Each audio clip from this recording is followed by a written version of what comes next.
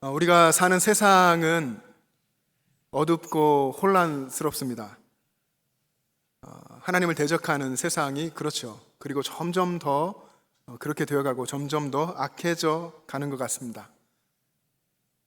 매일같이 일어나는 사건, 사고의 소식들이 여러분의 핸드폰으로 다 오고 있죠. 어떤 경우에는 워낙 사건, 사고의 소식이 잔인하기도 하고 너무 무서워서 제목을 보고서 내용을 클릭을 할 수가 없는 그런 경우가 너무나 많습니다. 우리가 그런 세상 속에 지금 살아가고 있습니다.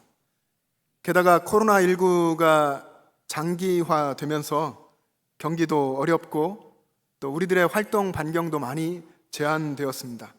그러면서 우울증을 호소하는 사람들이 많아졌다고 합니다. 그래서 신조어가 하나 생겼습니다. 코로나 블루라고, 코로나 우울증이라는 이 말이 생겼는데, 코로나19가 오래도록 지속되고 확산되면서 활동이 많이 제한되고 위축되면서 생기게 된 우울감을 코로나 블루라고 하는 겁니다. 최근에 경기연구원에서 전국의 17개 시도에 15세 이상 1,500명을 대상으로 코로나19로 인한 국민 정신건강 설문조사를 했습니다. 1,500명의 전체 응답자 중에 45.7%가 코로나19로 인해서 다소 불안하거나 우울한 적이 있다, 그런 감정을 느낀다라고 응답했습니다. 세상의 악함, 그리고 코로나19로 인한 우리의 어떤 피로감이나 어려움들, 분명히 지금 우리가 살고 있는 상황이 어려운 상황이고 고난이라고 하면 고난이라고 말할 수도 있겠습니다. 그러나 이런 상황 속에서 세상이 그러듯이 우울감을 느끼고 괴로워하고 낭망하고 소망이 없다 말할 것이 아니라, 믿음의 사람은 이 상황 속에서 더 주님을 바라보고 주님께 집중하고 주님이 무엇을 내게 요구하시는지, 주님이 어떻게 일하기를 원하시는지를 바라보아야 합니다. 그런 사람들이 있습니다. 세상이 악하기 때문에 살기 힘드니까 더 주님께로 집중하고 주님께 묻고 주님을 찾는 사람들이 있습니다. 코로나19로 모이기 힘들고 어려우니까 가정에서 예배하고 직장에서 예배하고 순간순간 하나님의 말씀을 붙들려고 애쓰는 그런 사람들이 있습니다. 저는 영천제일의 모든 우리 가족들이 다 그렇게 삶에서 주님을 예배하고 더 주님을 사랑하고 더 주님을 소망하고 주님을 집중하는 사람들 될 수 있기를 간절히 소망합니다. 여기 지금 예배하고 있는 우리들의 공통점이 있다면 그 중에 하나가 천국을 향해서 신앙의 여정을 걸어가고 있는 사람들이라는 걸 겁니다. 천국을 향해서 순례를 하고 있는 거죠. 이 과정에서 우리가 그 길을 정말 믿음으로 잘 가고 있다면 이 과정에서 하나님께서는 고난이라고 하는 어떤 시험과 테스트의 과정을 거치게 하십니다. 우리가 반드시 통과해야 될 그런 과정이죠. 어떤 사람은 어려움을 만나면 그전에는 그렇게 믿음이 좋아 보였는데 어려운 일을 만나면서 언제 믿음의 사람이었냐는 듯이 믿음을 내려놓고 무너지는 사람들이 있습니다. 우리가 가지고 있는 믿음, 우리가 말하는 그 믿음이 진짜 믿음이라면, 복음에 근거한 믿음이라고 한다면 고난 앞에서 쓰러지지 않는 그런 능력 있는 믿음이어야 할 것입니다. 예수 믿는 사람, 그리스도인이 예수님을 모시고 살기 때문에 갖는 담대함이 있습니다. 예수님이 내 안에 계시니까 하는 용기가 있고 담대함이 있는데, 그것을 잃어버리면, 예수 믿는 사람이 하나님의 말씀, 그 복음을 마음에 가지고 그 복음의 감격으로 살아가는데 그 복음의 감격과 능력을 잃어버리면 세상에서 정말 그보다 더 추할 수 없는, 한없이 나약하고 추한 존재로 추락하고 말 것입니다. 신앙생활 한다고 해도 하나님이 주신 그 인생의 목적, 신앙의 목적과 하나님이 주신 사명을 잃어버리면 아주 작은 고난에도 쓰러지고 넘어지고 좌절하게 됩니다. 오래전에 59세 정도 된, 어쩌면 전문 등반가일 겁니다. 등반을 아주 잘하는 분이 알프스에 가서 폭설로 인해서 길을 잃었습니다. 보도되고 한 13일 정도, 굉장히 긴 시간이죠. 13일 정도 만에 간신히 구조됐습니다. 구조되고 보니까 그가 산을 내려오기 위해서 13일 동안 얼마나 길을 헤매었는지 13일 동안 하루에 12시간 이상씩 산을 내려오기 위해서 길을 끊임없이 걸었다고 하는 것입니다. 나중에 그가 걸었던 길을 보니까 그가 처음에 조난당한 지점에서부터 반경 한 6km 정도의 그 길을 큰 원을 그리면서 계속해서 빙빙 돌며 방황했던 것을 알게 됐습니다. 이런 현상을 링 반데룽이라고 합니다. 낯설죠? 독일어인데요. 링 반데룽 한번 따라해 보겠습니까? 링 반데룽. 링 반데룽이라고 하는 현상인데, 링은 영어하고 똑같이 반지, 동그란 반지를 의미하고, 반데룽은 맴돌고 돌아다니는 것을 이야기합니다. 그러니까 반지처럼 둥글게 계속 도는 것을 링 반데룽이라고 합니다. 언제 이런 현상이 일어나냐면 시야가 극도로 제한되는 그런 야간이라든지 짙은 안개가 끼어 있다든지 폭설이 내린다든지 폭우가 내린다든지 눈보라가 친다든지 이런 상황에 있을 때 목표를 정확히 볼 수가 없는, 목표를 잃어버리는 그런 상황에서 같은 곳을 큰 원을 그리면서 계속 돈다 하는 것입니다. 이것이 링 반데룽이라는 것입니다. 유명한 우리 소설가 황순원 씨가 쓴 소설에도 링 반데룽이라는 소설이 있습니다. 어떤 한 남자가 어느 여인을 사랑하는데 끊임없이 그 가까이 하지 못하고 계속 주변을 도는 그런 이야기입니다. 여러분, 큰 원을 그리면서 빙빙 돌면서 앞으로 나아가는 것 같지만 나아가지 못하고 계속 제자리에 있는 이런 현상인데요. 나는 분명 앞으로 가고 있다라고 믿고 있는데, 분명히 앞으로 열심히 달려간다고 믿는데 시간이 지나고 보니까 본래 출발한 그 자리로 계속 와 있다 하는 그런 것입니다. 등산가들이 제일 무서워하는 것이 이 링 반데룽 현상이라는 겁니다. 폭설이 내리고 폭우가 오고 눈사태가 나고 이런 것보다 더 무서운 것이 계속해서 그 자리를 돌고 마는 링 반데룽 현상이라는 것입니다. 독일의 막스 플랑크 연구소의 잔 소우만 박사팀이 이것에 대해서 연구를 했습니다. 사람들을 크고 넓은 숲에 떨어뜨려 놓고서 어떻게 길을 찾는지를 본 것입니다. 6명이 실험에 참가했는데 참가자들에게 GPS를 부착시켰습니다. 해가 떠 있는 낮에는 그들이 방향을 잘 보고 길을 갑니다. 그렇지만 어두운 밤이 돼서 그 숲속에서 아무것도 보이지 않을 때에는 그들이 바로 방향 감각을 잃고 헤매기 시작하는데 큰 원을 그리면서 계속 빙빙 돌더라는 것입니다. 사하라 사막에서도 똑같은 실험이 이어졌습니다. 사막에서도 해가 떠 있을 때, 그리고 밤이 되어도 달빛이 있으면 그 빛에 의지해서 목표를 바라보면서 걸어갑니다. 하지만 해가 떨어지고 달빛도 없는 그런 상황에서는 바로 방향 감각을 잃고 똑같이 큰 원을 그리면서 빙빙 돌더라는 것입니다. 목표를 정확히 보지 못하면 숲과 사막에서 원을 그리면서 걷고 있으면서도 자기가 목표를 향해서 똑바로 걷고 있다라고 착각한다 하는 것입니다. 목표를 볼 수 없는 상황에 놓이거나 목표가 앞에 있어도 그것을 인식하지 못하면 목표를 향한 길에서 벗어나게 되고 점점 원을 그리면서 제자리로 계속 돌아오는 현상을 갖게 되는 것입니다. 방황하게 된다는 것이죠.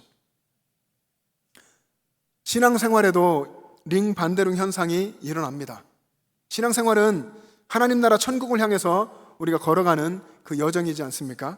그런데 우리가 그곳에서 목표를 바라보지 않으면, 하나님 나라 천국을 바라보지 않으면, 그리고 본질에 집중하지 않으면 우리는 신앙생활에서 앞으로 나아가는 것 같지만 나아가지 못하고 계속해서 주변만을 맴돌고 있는 것입니다. 목표를 잘 보지 못하고 본질에 집중하지 못하고 신앙의 본질적인 면을 우리가 놓치고 살아가면 결국에는 제자를 돌고 마는 헛된 발걸음, 헛된 신앙생활을 하게 될 수 있다는 것입니다. 이것이 신앙의 링 반데룽입니다. 사도 바울이 신앙생활, 자신의 신앙생활의 여정을 이야기할 때에 하나님 나라를 향해서 달려가는 다름질이라고 했습니다. 고린도전서 9장에 보시면 바울이 신앙인이 최후의 승리의 면류관, 하나님께서 주실 최후의 승리의 면류관을 얻기 위해서 절제하면서 다름질하며 가는 사람이다. 그렇게 다름질에 달려가야 한다 이야기했습니다. 운동장에서 많은 사람들이 다름질을 하는데 모두가 상을 받는 것이 아니라 엉뚱한 곳으로 달려가는 사람, 또 트랙을 벗어나는 사람 다 상을 받지 못하고 목표를 향해서 정확히 가는 사람만 상을 받는 것처럼 신앙생활을 하는 사람들은 결승선을 바라보고 최후의 목표를 늘 바라보고 달려가야 한다라고 이야기했습니다. 그리고 자기 자신도 향방 없는 다름질을 하지 않기 위해서, 방향을 잃어버린 헛된 다름질을 하지 않기 위해서 자신을 쳐서 스스로 주님께 복종한다라고 이야기했습니다. 바울의 헌신과 결단이 대단합니다. 이 헌신과 결단을 가지고 끝까지 그는 신앙의 여정을 달려갔습니다. 그리고 신앙의 그 여정의 마지막에 유명한 고백을 하죠. 디모데후서 4장 7절과 8절에 보면 나는 선한 싸움을 싸우고 나의 달려갈 길을 마치고 믿음을 지켰으니 이제 후로는 나를 위하여 의의 면류관이 예비되었다라고 바울이 담대하게 선언했습니다. 그만큼 그는 이 다름질을 끊임없이 충성되게 걸어왔던 것입니다. 우리도 신앙의 다름질을 하는 사람들입니다. 하나님 나라를 향해서 다름질을 할 때에 목표를 분명히 바라보고 걸어가야 합니다. 그런데 어떤 사람은 아마도 그럴 겁니다. 여기 수많은 사람들이 있는데 어떤 사람은 목표와 본질에 집중해서 제대로 목표를 바라보면서 걸어갑니다. 그런데 어떤 사람은 목표를 놓치고 본질을 놓치고 신앙생활을 한다고 하는데도 마치 그냥 종교생활 하는 것처럼 본질을 생각하지 않고 본질을 놓치고 제자리를 빙빙 돌면서 앞으로 나아가지 못하는 헛된 다름질을 하는 것입니다. 우리 중에 누가 신앙의 다름질을 잘하고 있는지, 누가 헛된 다름질을 하고 있는 것인지 우리가 알 수가 없습니다. 또 우리가 알려고 해도 쉽게 구별하고 판별할 수가 없습니다. 어쩌면 사람이 남의 신앙을 판단하는 것 그 자체가 불가능한 일입니다. 하나님께서 하시는 일이죠. 그런데 우리는 우리 스스로 남을 바라보면서 저분 신앙은 어떤 것 같아, 저분은 어떤 것 같아, 잘하고 있는 것 같아, 신앙이 아직 안 되겠는데, 이런 판단들을 우리가 합니다. 그게 바로 정죄하는 죄이고 그게 아무 의미가 없는 것입니다.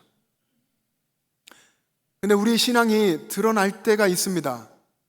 우리가 참 어려운 고난을 겪을 때, 우리 주변의 상황이 어둡고 암울하고 아무것도 보이지 않을 때, 두려움에 쌓이게 되는 그 고난의 순간에 그 사람의 신앙이 진짜인지 가짜인지가 드러날 때가 있습니다.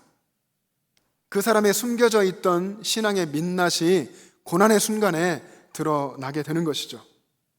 어둡고 혼란스러운 힘든 때에 사람은 두려움과 또 낙심에 빠져들기도 하고, 어떤 사람은 그 힘들고 어려운 그 순간에 그 자리에서 하나님을 붙잡고 하나님께 집중합니다. 어려운 일이 닥쳤을 때에 본질을 생각하고 하나님 나라를 믿음의 눈으로 바라보면서 신앙의 진정성을 가지고 다시 달려가기 시작하는 것입니다. 이게 진정한 신앙인인데, 여러분, 세상을 보면요, 세상에 진짜도 있고 가짜도 있습니다. 진리와 비진리가 끊임없이 싸우고 있죠. 또 진짜 같은 짝퉁이 있습니다.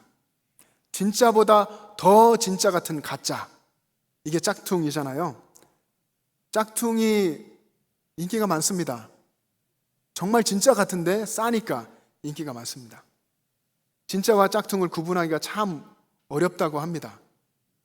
예전에 프로그램을 잠깐 본 적이 있었는데 명품 가방을 놓고 어떤 게 진짜인지를 구분하는 전문가가 나와서 하는데도 정말 구분하기 힘든, 일반인은 도저히 알 수 없는 그런 부분들을 보면서 구별하는 것, 어렵게 구별하는 것을 보았습니다.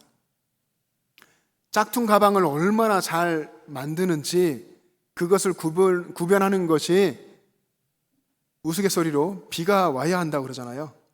비가 와서 뛰어가는 것을 보면 가방을 머리에 들고 뛰는 사람은 짝퉁 가방을 가진 사람이고, 비가 많이 와도 품에 안고 막 뛰는 사람은 명품 가방을 가진 사람이다 하는 그런 이야기가 있지 않습니까? 신앙생활도 그렇습니다. 신앙생활에 하는 모습이 우리가 볼 때 어떤 사람이 거룩해 보여도 사실은 그 속에 거짓이 있고 외식이 있고 또 교만이 있고 위선이 있을 수가 있습니다. 그런 가짜일 수 있다는 것입니다. 우리가 볼 때는 진짜 같은데 하나님이 오시는 그 속은 가짜일 수 있다는 것입니다. 그리고 우리가 볼 때 누가 봐도 저분은 정말 거룩하고 경건하고 정말 진짜 신앙인 같아라고 생각할지라도 정말 하나님이 오실 때에는 그 속에 거짓과 악함이 있을 수 있는 것이고요. 또 반대로 우리가 볼 때 정말 그렇지 않아 보이는, 정말 신앙이 아직도 어리고 아무것도 아닌 것처럼 그렇게 보여도 정말 그 사람 마음속에 주님을 사랑하는 그 마음 하나가 분명히 있을 수 있습니다. 그러면 진짜라는 것이죠.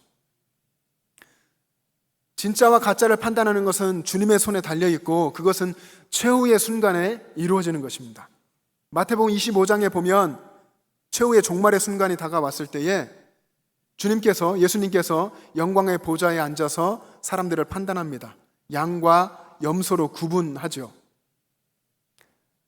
양의 무리에 든 사람은 결국에는 영생에 들어가게 되고 염소의 무리에 든 사람들은 영벌에 처하게 됩니다. 그 최후의 순간이 우리에게 다가오지 않았기에 우리는 여전히 달려가야 합니다. 지금 우리에게 중요한 것은 주님이 우리에게 주신 그 사명의 길을 꾸준히 달려가는 것입니다. 어떤 고난과 어려움이 있어도 충성되게 주님이 달려가라 하신 그 길을 달려가는 것이 중요합니다. 그 길에서 남이 나를 알아주던 알아주지 않던 관계없이 주님 앞에서 내가 달려가야 할 길, 내가 가야 할 사명의 길을 끝까지 걸어가는 것이 중요한 것입니다. 오늘 본문을 쓴 바울이 바로 그런 사람이었습니다. 우리가 읽은 우리 본문의 23절과 24절의 말씀을 한번 같이 읽어보시겠습니다. 자막을 보시고 여러분 성경책을 보시면서 23절과 24절 시작. 오직 성령이 각 성에서 내게 증언하여 결박과 환난이 나를 기다린다 하시나 내가 달려갈 길과 주 예수께 받은 사명 곧 하나님의 은혜의 복음을 증언하는 일을 마치려 하면은 나의 생명조차 조금도 귀한 것으로 여기지 아니하노라. 아멘. 바울의 담대한 선언입니다. 바울이 전도 여행을 쭉 진행하면서 이제 바울이 압니다. 내가 인생의 이제 최후의 순간을 향해서 가는구나. 가까이 있는 밀레도에 와서 가까이 있는 에베소를 생각하면서 에베소 교회의 장로들을 청합니다. 밀레도의 장로님들이 왔고 그 장로님들에게 고별 설교를 하는 내용이 오늘 이 내용입니다. 예루살렘에 가면 거기에 결박과 환난이 있고 내가 거기서 잡혀서 고난을 당할 것이지만 나는 예루살렘으로 가겠다 하는 것입니다. 고난이 있어도 나는 가겠다. 왜냐하면 거기에 가는 것이 주님께서 내게 주신 내가 달려갈 길이고 주님이 내게 주신 사명의 길이고 그것을 통해서 하나님의 은혜의 복음이 전하여질 것이기 때문에 나는 거기를 가겠다 하는 것입니다. 주님께서 나를 살리시기 위해서 생명을 내어주셨기 때문에 나도 주님이 주신 이 일을 위해서 내 생명을 내어주는 것을 나는 아깝게 여기지 않겠다 하는 것입니다. 부활하신 예수님을 만나고 바울의 인생이 완전히 바뀌었습니다. 그 이후로 그는 고난의 연속인 삶을 살아왔습니다.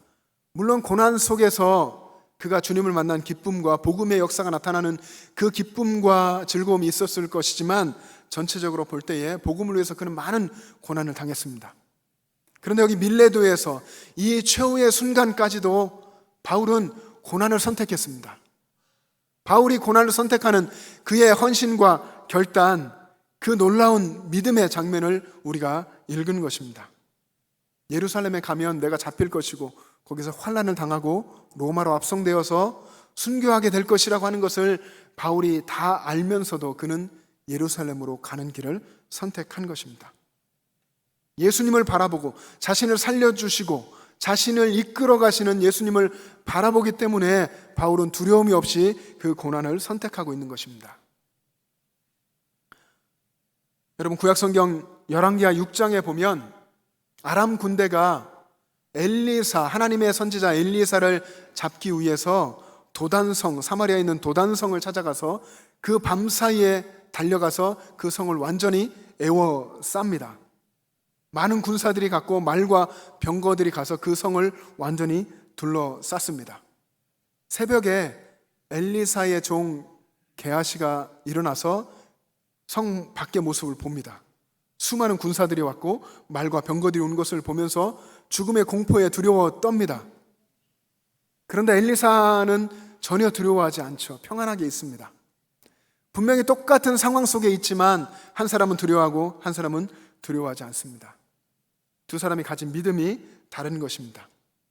엘리사가 하나님께서 이 종의 눈을 열어주십시오 하고 기도하죠. 그리고 하나님께서 그 종의 눈을 열어주셨을 때에 그 종이 보게 됩니다. 하나님이 하시는 일을 봅니다. 하나님이 보내신 하늘의 불말과 불병거가 엘리사 주변의 그 산들에 가득해 있는 것을 보게 됩니다. 하나님의 놀라운 역사를 보게 되고 그는 그의 마음속에서 두려움이 사라지는 것을 경험합니다. 하나님이 주신 사명의 길을 다름질하면서 그 길에 헌신했던 사람들, 세상을 두려워하지 않았던 그 믿음의 사람들의 특징은 하나님을 보는 것입니다. 하나님의 역사를 주목하고 그와 함께 하시는 하나님을 본 것이었습니다. 하나님을 바라볼 때에 하나님께서 그들을 통해서 역사하셨습니다. 하나님을 바라보시기를 소망합니다. 여러분, 하나님을 바라보십시오. 이 어려운 시대에 이 상황 속에서 역사하고 계시는 하나님의 뜻을 이루어 가시는 하나님을 바라볼 수 있기를 간절히 바랍니다. 하나님을 바라보면 눈앞에 캄캄한 고난과 어려움이 펼쳐져도 내가 가야 할 길을 볼 수 있게 됩니다. 하나님이 그 길을 보여주십니다. 어디로 가야 하는지, 이 어둡고 힘든 고난의 상황 속에 내가 어디로 가야 하는지, 어떤 길이 정말 주님을 따르는 길인지, 내가 달려가야 할 길인지, 주님이 주신 사명의 길인지를 선명하게 볼 수 있게 되는 것입니다. 여러분의 신앙이 진짜인 것 같습니까? 여러분의 신앙이 가짜인 것 같습니까? 그 생각을 해볼 수 있습니다. 그러나 어쩌면 그런 생각을 하는 나 자신의 판단도 잘못할 수도 있습니다. 실수일 수도 있습니다. 우리는 우리의 신앙이 진짜인지 가짜인지를 만들어가는 요건이 나 자신에게 있다고 생각하는 경우가 있습니다. 그래서 내가 열심히 신앙생활 하려고 합니다. 남이 볼 때에 거룩해 보이고 좋은 신앙인처럼 보이기 위해서 열심히 힘쓰고 애씁니다. 열심히 봉사하고 헌신하고 그리고 하나님 앞에 열심히 나아가는 것 같습니다. 이런 사람들에게는 헌신과 봉사와 결단 이 모든 것이 일이 되어버립니다. 그래서 그 일 열심히 하다가 지치고 낙심하고 쓰러지는 것이죠. 진짜와 가짜, 진짜 신앙인과 가짜 신앙인의 기준은 내게 있지 않습니다. 내게 있는 것이 아니라 내 안에 계시는 예수님께 있습니다. 예수 그리스도에게 그 기준이 있는 것입니다. 예수님이 그 안에 계시면, 그 사람이 예수님을 마음에 진짜 모시고 살아가면 그 사람은 진짜 신앙인입니다. 그러나 그 사람 안에 예수님이 계시지 않으면, 그가 예수님을 마음에 모시지 않고 살아가고 있다면 그 사람은 단언컨대 가짜입니다. 예수님을 모시고 예수님과 함께하고 예수님을 사랑하고 예수님께 집중하고 예수님을 바라보는 사람이 진짜 신앙인이라는 것입니다. 우리가 진짜 신앙인이 되는 것은 나 때문이 아니고 우리 때문이 아니라 예수님 때문에라는 것입니다. 예수님 때문에 우리가 진짜 신앙인이 될 수 있는 것입니다. 예수님을 우리가 바라보지 않고 예수님을 사랑하지 않고 예수님을 내 마음의 주인으로 왕으로 모시지 않으면, 예수님과 내가 관계없는 삶을 살아가면 우리는 바로 가짜가 되는 것입니다. 아무리 열심히 봉사하고 섬겨도 가짜일 것입니다. 예수님을 바라보는 사람은 고난이 닥쳐와도 두려워하지 않습니다. 왜냐하면 내 안에 계시는 예수님이 이 고난보다 훨씬 크신 분이기 때문에, 이 고난을 다 해결해도 남는 분이고 고난을 주장하시는 분이시기 때문에 고난이 와도 두려워하지 않게 됩니다. 예수님을 바라보시기 바랍니다. 예수님께서 여러분의 신앙의 눈을 뜨게 해주셔서 예수님이 하신 일을 보게 하실 것입니다. 그럴 때 사도 바울이 그런 것처럼 내 앞에 어쩌면 결박과 환난 같은 고난이 분명히 펼쳐지는 것을 알아도 그 길이 예수님이 원하시는 길이고 예수님이 가라고 하는 길이라면 그 길을 선택하며 가게 될 것입니다. 왜냐하면 그 길이 주님과 동행하는, 힘들어도 주님과 함께하는, 하나님 나라를 향하여 걸어가는 바른 길이기 때문에 그런 선택을 할 것입니다. 여러분, 고난 앞에서, 힘들고 어려운 고난 앞에서 무너지는 믿음은 진짜 믿음이 아닙니다. 참된 믿음은 고난 속에서도 주님을 바라보는 것입니다. 여러분, 고난과 어려움 속에서 더 주님을 바라볼 수 있기를 바랍니다. 우리가 당하는 고난이라고 하는 그 상황 자체가 우리를 힘들게 하는 것이 아닙니다. 그 고난의 상황 속에서 우리가 예수님을 바라보지 않기 때문에 힘든 것입니다. 우리가 예수님을 바라보면, 예수님의 이름을 붙들면 그 순간 모든 고난을 우리가 순식간에 이기게 되고 넉넉히 넘어가게 되는 것입니다. 우리가 예수님을 마음에 모시지 않기 때문에, 내 마음에 예수님이 계시지 않기 때문에 내 안에 두려움이 들어오고 두려움이 엄습해오고 거기에 내가 눌리게 되는 것입니다. 여러분의 마음속에 예수님을 늘 모실 수 있기를 바랍니다. 사랑하는 영천제일교회 성도 여러분, 엘리사의 종 게하시, 그에게 하나님이 임하셔서 그의 눈을 열어주셔서 하나님이 일하시는 것을 보고 엘리사를 둘러싼 그 산 가운데 불말과 불병거가 있는 것을 보았던 것처럼, 여러분, 주님께 기도하고 주님께 가까이 나아가서 주님께서 여러분의 믿음의 눈을 열어주셔서 주님이 하신 일을 바라보게 하시고, 여러분이 늘 언제나 어느 순간에나 주님을 바라보는, 주님을 바라보고 주님을 따라 신앙생활하는 진정한 그리스도인 되시기를 주님의 이름으로 축복합니다. 기도하겠습니다. 사랑의 주님, 주님의 은혜를 감사합니다. 세상의 고난과 어려움과 내 문제에 쌓여서 믿음의 눈이 가려서 하나님의 하시는 일을 보지 못하고 믿음 없는 모습으로 좌절하고 두려워하고 낭망했던 것을 주님 앞에 고백합니다. 주님, 우리를 긍휼히 여겨주시고 우리 가운데 오셔서 우리의 믿음의 눈을 뜨게 하셔서 하나님이 하시는 일을 보게 하여 주시옵소서. 언제나 우리가 주님을 바라보며 주님께 집중하며 주님을 향하며 살아갈 수 있도록 인도하여 주시옵소서. 감사드리며 예수님의 이름으로 기도합니다. 아멘.